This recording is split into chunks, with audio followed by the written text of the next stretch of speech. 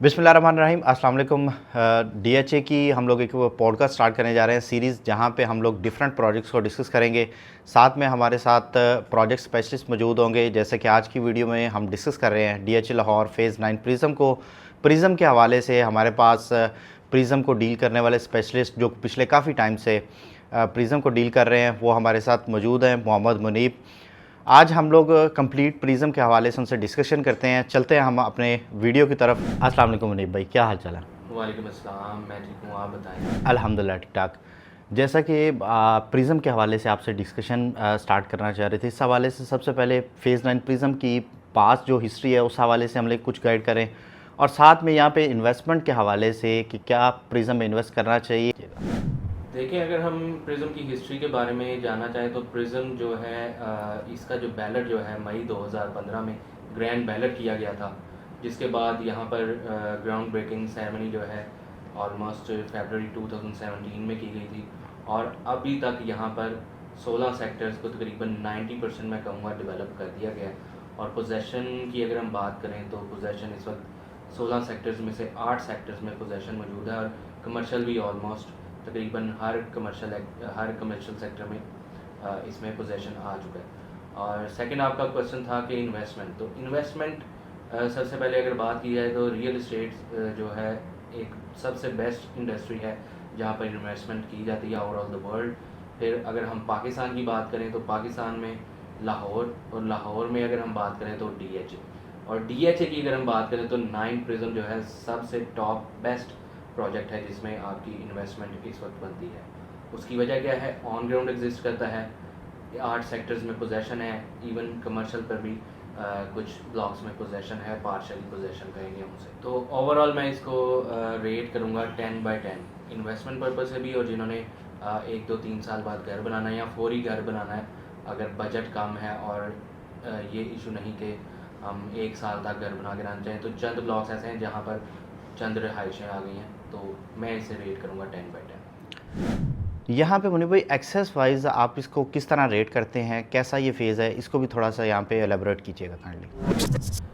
जी, अभी तक का ये फ़ेज़ 9 प्रिज़म जो है, अभी आप जितने भी रीसेंट फेजेस जो ऑन ग्राउंड एग्जिस्ट करते हैं जहाँ पर लोग रह रहे हैं, अगर आप उन्हें देखें तो 9 प्रिज़म जो अभी तक का सबसे मॉडर्न इंफ्रास्ट्रक्चर के साथ सबसे बड़ा प्रोजेक्ट है, सबसे बड़ा फेज़ है। इसमें 5 मेन कमर्शियल जोन्स दिए गए हैं। कलेक्टिवली एक ही फेज़ में आपको 3 से 4 मल्टीपल एक्टिविटीज़ दी गई हैं, जिसमें 128 कनाल का थीम पार्क की साइट छोड़ी गई है और गोल्फ कोर्स की साइट छोड़ी गई है। फिर इसमें सैरल क्लब भी देने जा रहे हैं, और कनेक्टिविटी की जो बात की जाए तो मल्टीपल कनेक्टिविटीज़ हैं।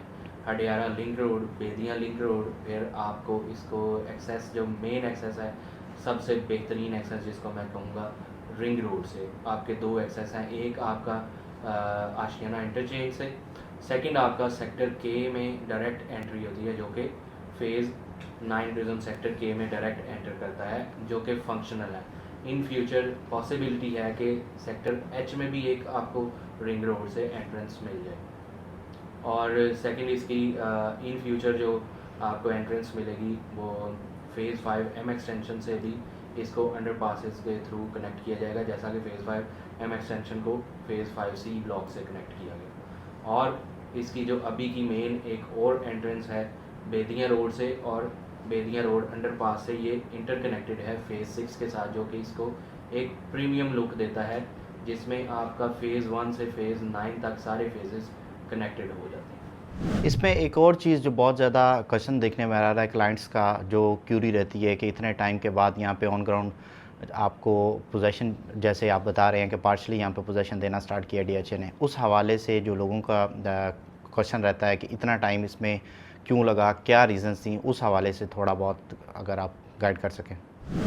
देखिए, प्रोजेक्ट कोई भी हो, आप कोई भी डेवलपर उठा के देख लें, मेरा ख्याल है पूरे रियल इस्टेट की हिस्ट्री में कोई रेयर प्रोजेक्ट ये होगा कि जो पहले डेवलप हुआ हो और बाद में आप उसकी सेल परचेज शुरू हुई हो। और थोड़ा सा इसके मैं करेक्शन करता चलूँ तो इसमें हुआ ये कि डेवलपमेंट जब चल रही थी दरमियान में कोरोना और मल्टीपल एक्टिविटीज़, 2017 में भी एक वार का थोड़ा सा इशू था, फिर इन्फ्लेशंस और कुछ इन्फ्लेशंस की वजह से चार्जेस बढ़े, तो आपको पता है डेवलपमेंट कॉस्ट भी बढ़ गई, फिर कॉन्ट्रैक्ट्स दोबारा हो गए इनके, जो डेवलपर्स थे, कॉन्ट्रैक्टर्स थे, और चीज़ें थोड़ी सी डिले हुई। लेकिन मैं समझता हूँ कि DHA is the safest buying. उसकी वजह क्या है, एक तो डेवलपमेंट चाहे थोड़ी सी स्लो पेस पे करते हैं, लेकिन आपको डिलीवर लाजमी करते हैं। अभी तक आप देखें, पोजेशन आ भी गया है तो कितने लोगों ने घर शुरू कर दिया। घर आहिस्ता आहिस्ता ही बनना शुरू होते हैं।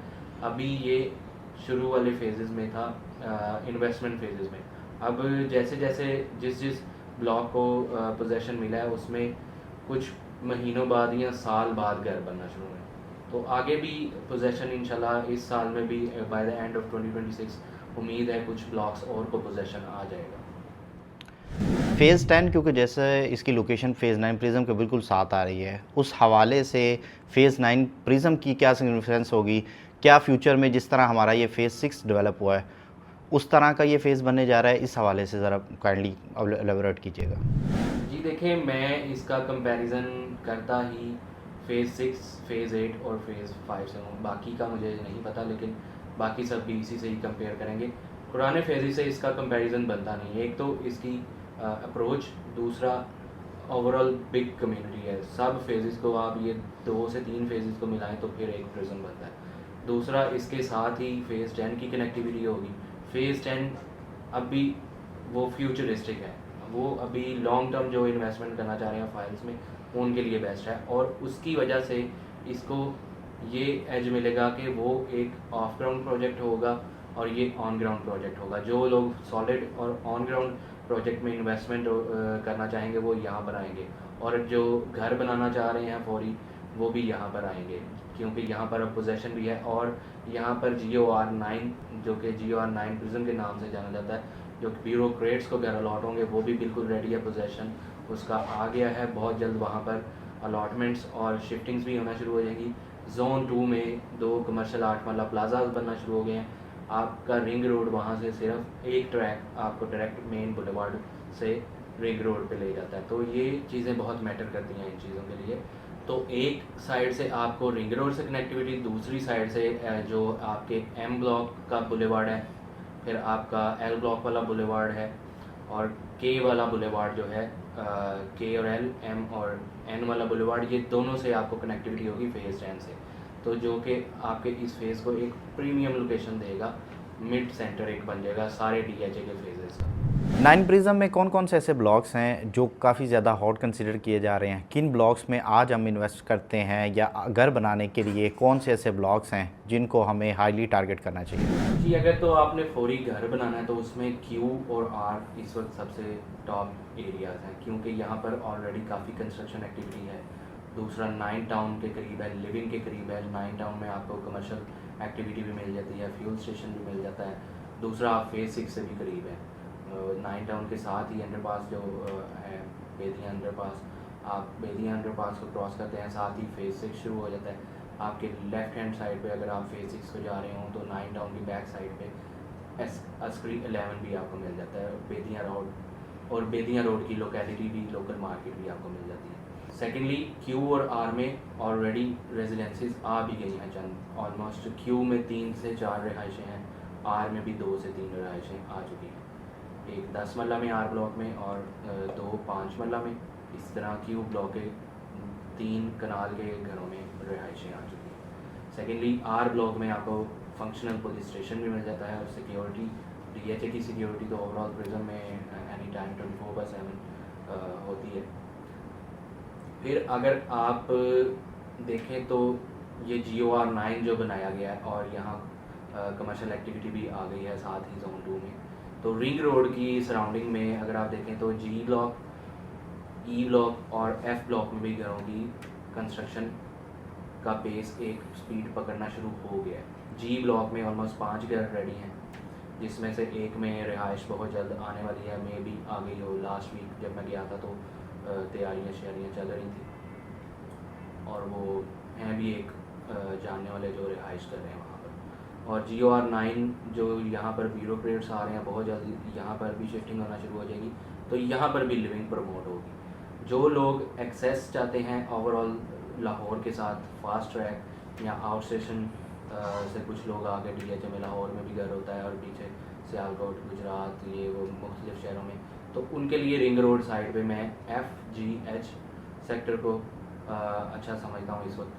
के ब्लॉक भी एक बहुत अच्छा ब्लॉक है, लेकिन अभी वो अंडररेटेड है। जो लोग इन फ्यूचर, और वहाँ पर अभी कोई घर भी नहीं बना, जो लोग इन फ्यूचर घर बनाना चाह रहे हो साल 2 साल 3 साल बाद और इन्वेस्टमेंट करना चाह रहे हो, तो के सेक्टर और एम सेक्टर भी इस वक्त बहुत बेटर है। लेकिन क्योंकि हम बात कर रहे हैं घर बनाना फौरी Q और R में घर बनाया जा सकता है और रिहाइश की जा सकती है। सेकेंडली आप G में और E में भी घर बना सकते हैं। उसकी वजह यह है E के साथ आपको गांव की मार्केट लगती है, वहाँ पर घर ऑलरेडी एक तो बन भी गए हैं। G में भी 5 घर बन गए हैं, वहाँ पर आपको NLC की साइट है, सिक्योरिटी है, वहाँ पर DHA का एक ऑफिस भी है, फैसिलिटेशन ऑफिस, और रिंग रोड आपके डायरेक्ट एक्सेस पे विदिन 2 to 3 मिनट ड्राइव पर है। तो आप ओवरऑल कनेक्टेड हैं पूरे लाहौर से फास्ट ट्रैक रूट के थ्रू।